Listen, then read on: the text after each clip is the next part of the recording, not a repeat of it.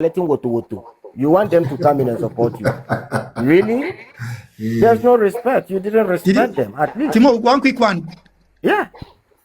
Timo, did you see the interaction between the Japanese journalist when the Japanese prime minister, visited the what? It was shocking. So the Japanese guys, like, you should have, So like the Japanese guys, like, he was really offended by that question. Yeah. You should have told your allies, like the Europeans and us, before you launched the war. I said, why should we tell you? We felt we could do it. And it's about shock and awe. And nobody understands shock more than the Japanese. And when you guys attacked us in Pearl Harbor.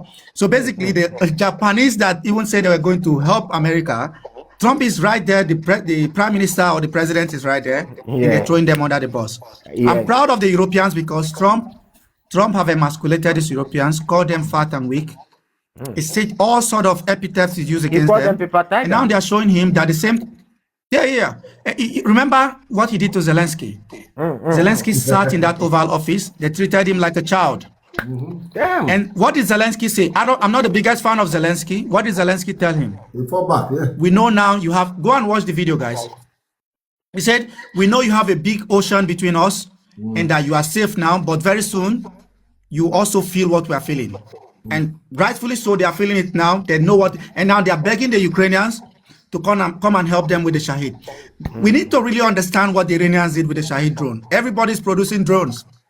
What is so special about these Shahid drones that the Russians are talking about it, that the Turks and Bayraktar, which is the company is now they got the, what do you call it, the prototype to design their own, because the biggest drone manufacturing company in the world right now is in Turkey. I mean, they're getting a lot of contracts from the Ukrainians and other people, by the way.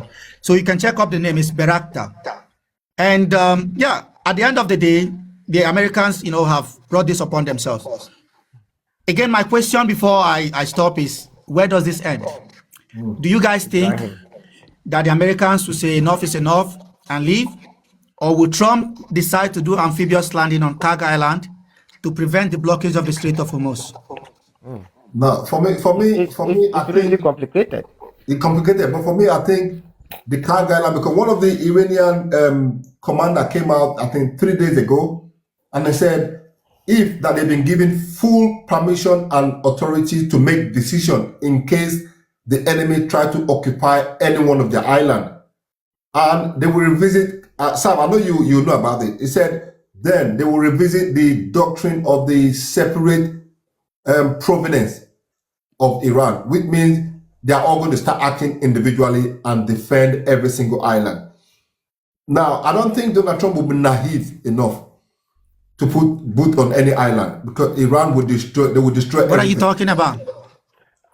He was naive enough to start this war. Oh no, you're underestimated. Now you get the message. I mean, the whole situation, because there's no any clear-cut military goal for this war. And one thing I've realized is, as the war goes on, they improvise. That is why they are taking decisions that nobody even thought of it. That is why they are taking decisions that even many military experts keep warning them about. There is no clear plan for this war, so they keep improvising in middle of the war. Now, the only thing preventing these guys from taking Kak Island is because it's a recipe for disaster. I still remember this. Many American military analysts and experts have warned United States. They've warned United States not to go to Kak Island because they are going to trap these troops there. It's quite obvious that Kak Island is tiny. You send 5,000 troops there. The Iranians attack them from both sides. Iran has also made it clear that they will level the whole of Kak Island if they dare put boots on the ground there. You see? So I think Trump is not predictable. So he's predictable at the same time, not predictable, because this guy says this today, the next day he's saying something different. Nobody actually knows what Trump is up to. I mean, I think that guy have to be studied very well. He's kind of like behaving like Joe Biden. I mean, Joe Biden is more sensible. He's more controlled. He doesn't. Yes, the guy, he's old. He's not a kid. He's old. Many people may not think about this, but as older you grow, sometimes You bring that one, yeah. Exactly. Just like how Joe Biden was behaving. He says something this minute, the next minute he has forgotten what he's saying. Yeah. And that is exactly what we are seeing from Donald Trump at the moment. He says something this, and what surprises me is this guy, how he's controlling the media. He's working harder than any media house in this world. He's working harder than any journalist. Yesterday he posted, not yesterday, I think earlier hours of today. He 4 posted a.m., 4:44 a.m. Yeah, He yeah. posted around 1:37 a.m. So within the space of less than 1 hour, he posted twice, and he's been doing this. I keep asking, does this guy even sleep? Because by morning time, this guy is already granting interviews with journalists. He's in Air Force One. Journalists are surrounding him. They are talking to him. So, does this guy sleep at all? Does he rest? He's on medication 24/7. And in fact, it's kind of like the Iranians have given this guy sleepless nights. And this guy is going crazy. Sam, let me hear from you. You wanted to say something? Sav, you're on mute. You're on mute. Sav, you're on mute. On mute? Yeah. Can you guys hear me now? Oh, Yeah. I think my mom. clear. Loud and clear. Yeah, I was talking to somebody talk about medication. Yes, they do it. It's also part of it. Netanyahu, they don't sleep. They're doing a lot of shrugs. I was talking to some veterans yesterday, and they said, yeah, that some of the pilots, that's what they rely on to function. Yeah. They take the alternatives to Keftagon and some of these drugs. Yeah. Keep them away. Keep them active. It keeps them going. But on Karga Island, the whole idea of taking Karga Island, in order for America to protect their troops on Karga Island, they have to take half of Iran. Yeah. That's what it means. Yeah. In order to create what they call strategic depth. So if you don't have strategic depth, you understand, Iran is targeting 2,500 kilometers, they're targeting 1,000 kilometers, and this is in proximity. Yeah. Having 500 troops or 2,500 troops going to sit there like sitting ducks is not going to help. And Timo, you remember what the Russians did with Snake Island? The Russians were there like sitting ducks. And Ukraine was just bombing it and bombing it. What was the real strategic significance of staying in that island? They had to leave. So it's the same thing that these guys are trying to do, because it's a very small place. And oh my God, you just direct everything towards that place. There's no amount of defense system from all sides. And the Iranians, I had this thing that the Iranians even imposed the limitation on themselves in terms of the range of their missiles. And what they did 2 days ago shocked everybody. They targeted the missile to Diego Garcia, which is about 4,000 kilometers. It means that Iran can now comfortably hit the heart of Europe. So this whole idea, and that brings me to my point, because all of us here, we agree and say all this and that. But doesn't that also say something about the fear of Israel and America? That Iran is advancing to a level where they can challenge them. It's also true what the Israelis are saying, that all along, that these guys, if we allow them to grow to a certain level, we can no longer challenge them anymore. Particularly because of their space program. And I think from that, if you have this space technology and you can, hit 4,000 kilometers, 5,000 kilometers in range.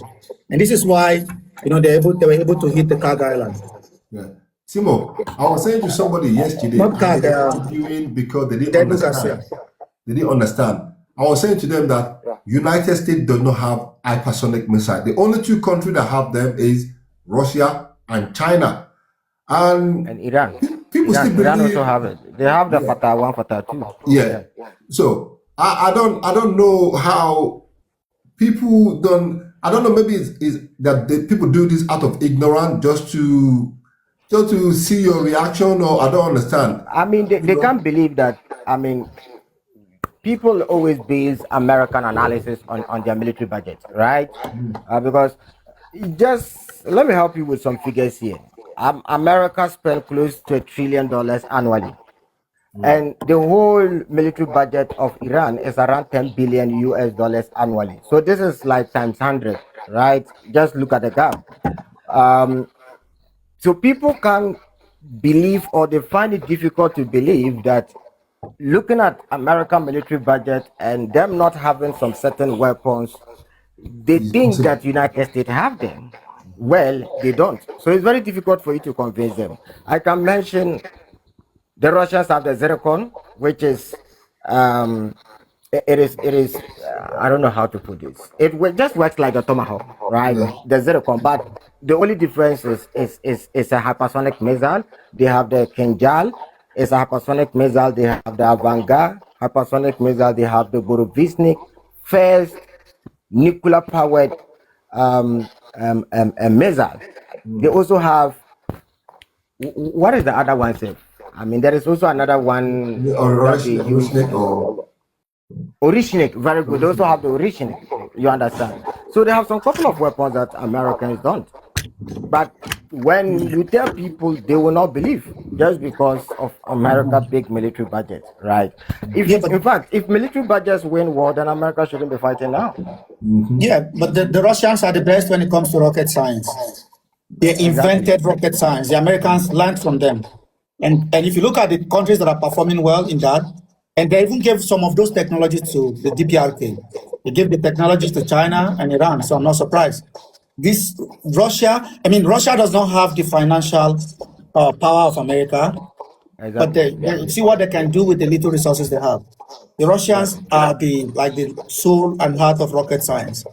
So I'm not surprised that they are beating the Americans on that way. But the Americans do have an advantage because they have all this money flowing everywhere and they have the largest air force in the world. This is how America wins the air force. They go there and bomb and destroy.